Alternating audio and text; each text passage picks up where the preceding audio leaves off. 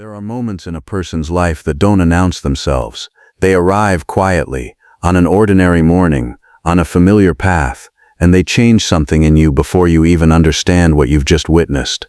This is one of those mornings, and it began with a wild animal that should have run, but didn't. The sun had barely cleared the ridge when Lily was already outside. That was the way of farm life. Early light meant early work. And at 12 years old she had known no other rhythm. The air was still cool, carrying the dry, mineral smell of rock and scrub brush that defined the land her family had worked for 3 generations. Their property sat at the edge of a forest, if you could call it that, a stretch of low, twisted juniper trees and pale limestone boulders that rolled out to the east like something ancient and unfinished, beautiful in its own stubborn way, but not gentle. Never quite gentle. Her father, Thomas, was already at the fence line on the far side of the property, checking wire that a windstorm had worried loose the night before. He had asked Lily to walk the east path and check on the water trough near the old dry creek, a simple errand, one she had done 100 times. She knew every stone, every dip in the ground, every place where the path bent toward the rocks. She pulled her jacket tighter and started walking. The morning was quiet the way early mornings on that land always were. Not peaceful exactly, but patient, like the land itself was waiting for the day to decide what it wanted to be. Lily walked without hurrying, her boots pressing soft impressions into the dust, her eyes following the familiar line of the path ahead.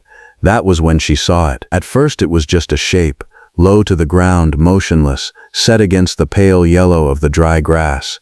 But then her eyes focused, and her feet stopped moving on their own. A bobcat, standing no more than 30 feet ahead of her, directly on the path, facing her. Lily had grown up on this land. She had seen bobcats before, mostly as flashes of tawny movement disappearing into brush, a tail, a shadow, gone before you could fully register what you'd seen. They did not linger. They did not stand in the open and hold eye contact with a 12-year-old girl. That was not how they behaved. That was not the agreement. But this one wasn't moving. It was a female. Lily could tell by the lean, compact build, the face not quite as broad as a male's. Her coat was the color of dry cedar, spotted faintly in the way that made her nearly invisible in most light. But in the low, slanted gold of early morning she stood out clearly, and she was looking directly at Lily with amber eyes that were steady and unblinking. Lily's first instinct was what her father had taught her. Stop, don't run, give the animal space to leave. She had heard his voice in her head 100 times. Never trust a wild animal to behave the way you expect it to. Good advice. Sensible advice. She held her breath and waited for the bobcat to turn and slip away into the brush the way they always did. But the bobcat didn't move. Several long seconds passed. The wind shifted. A bird called somewhere distant and then went quiet. And still the bobcat stood on the path, watching her. Then something happened that Lily would spend years trying to explain to people who hadn't been there. The animal took 3 slow, deliberate steps toward her. Not aggression, not the stiff, forward-weighted posture of a threatened animal. These were measured steps, the kind that almost looked careful. And then the bobcat stopped again, turned her head back toward the rocks to the east, and then turned again to look at Lily. Once, twice, and then she moved. Not away, not into the brush, but east, toward the cluster of boulders that Lily had walked past her entire life without once considering what might be hidden between them. She moved about 20 feet and stopped again, looked back. The hair on Lily's arm stood up. She didn't fully understand what she was feeling in that moment. It wasn't exactly fear, though that was part of it. It was something wider than fear. It was the sensation of standing at the edge of something that doesn't have a name yet, something just outside the boundary of ordinary experience. Her mind was telling her to turn around, to go back, to find her father, but her feet had already taken 1 step forward. The bobcat waited. Lily took another step, and another, and the bobcat moved again, east, toward the rocks, glancing back just often enough to confirm that the girl was still following. There was something in her movement that Lily would later describe only as intention, not random, not panicked, purposeful, the way a living thing moves when it knows exactly where it's going and why. Her father had warned her many times. The land was not soft. Wild things were wild for a reason. But that morning, on that dry and ancient path, a wild animal had done something that broke every rule Lily had ever been taught. It had stopped, It had waited, and it had asked her to follow. The bobcat didn't wait long. She moved east, away from the path, toward the cluster of pale limestone boulders that Lily had walked past her entire life without a second thought. They rose from the scrubland like something the earth had pushed up and forgotten, rough, sun-bleached, older than anything on the farm. Lily had always thought of them as just scenery, background, part of the landscape, the way fence posts and dry creek beds were part of the landscape. She had never once wondered what might be between them. The bobcat slipped through a narrow gap where two of the largest boulders met at an angle, her body moving with the fluid certainty of an animal that had made this journey many times. Then she stopped, just inside the shadow, and looked back. Lily stood at the edge of the boulders, one hand resting lightly on the warm stone face. The gap was low. She would have to crouch to enter. The darkness beyond it was complete. From where she stood, she could see nothing past the first foot of shadow, nothing beyond the pale dust on the ground and the dry roots hanging from the rock overhead like forgotten things. Every sensible instinct she had told her to stop here. She crouched and stepped inside. The temperature dropped immediately, the kind of cool that lives in stone, untouched by sun. Her eyes worked to adjust. The bobcat was a shape ahead of her, half visible, half dissolved into darkness, and then Lily heard it, faint, desperate, small, a sound so thin it barely existed, the kind of sound that reaches past your ears and lands somewhere deeper. She went still, listened. It came again, and then again, slightly stronger, like something gathering its last effort to be heard. She stepped forward, and her eyes finally found them. 3 kittens, huddled together against the far wall of a small natural chamber, their spotted coats gray with dust, their movements slow and exhausted. They were alive, but only just. A section of the cave wall had given way at some point, loose limestone collapsing inward, the way that old dry rock sometimes does without warning.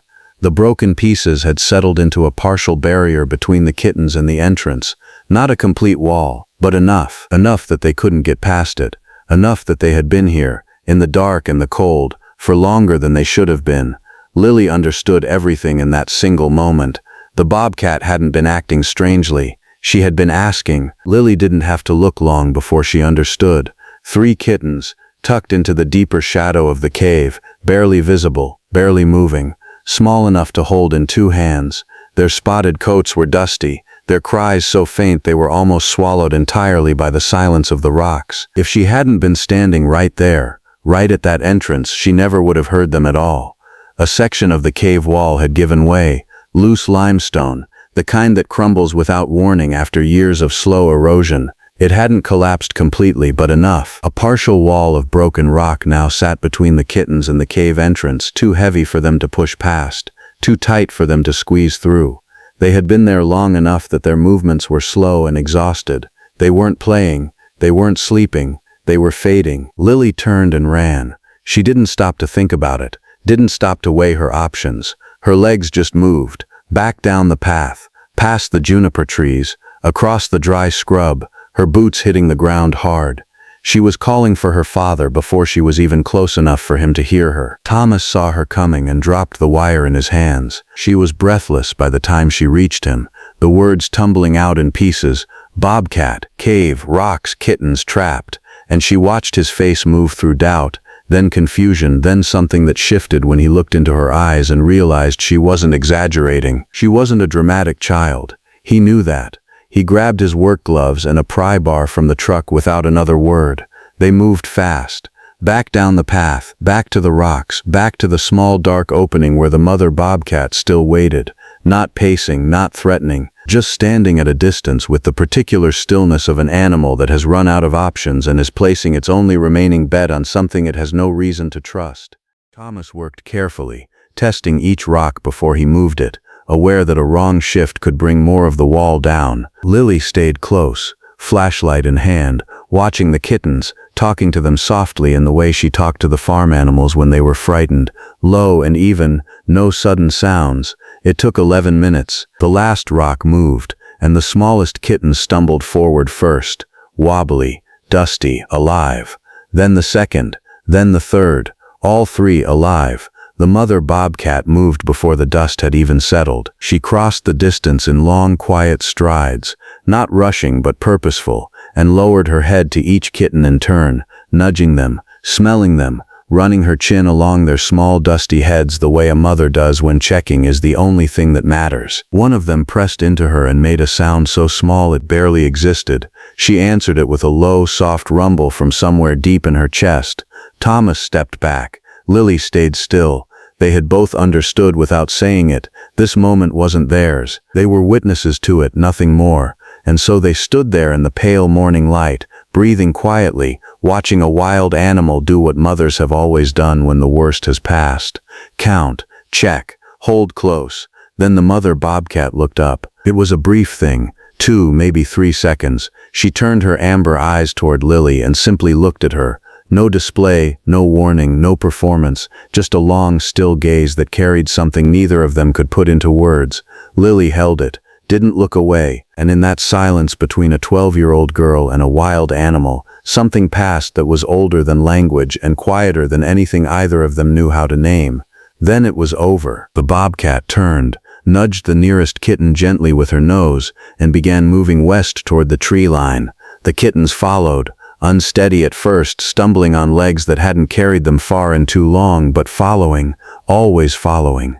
Within a minute the brush had taken them. Within 2 there was nothing left but the rocks and the open sky and the sound of the wind moving low across the dry grass. Lily exhaled.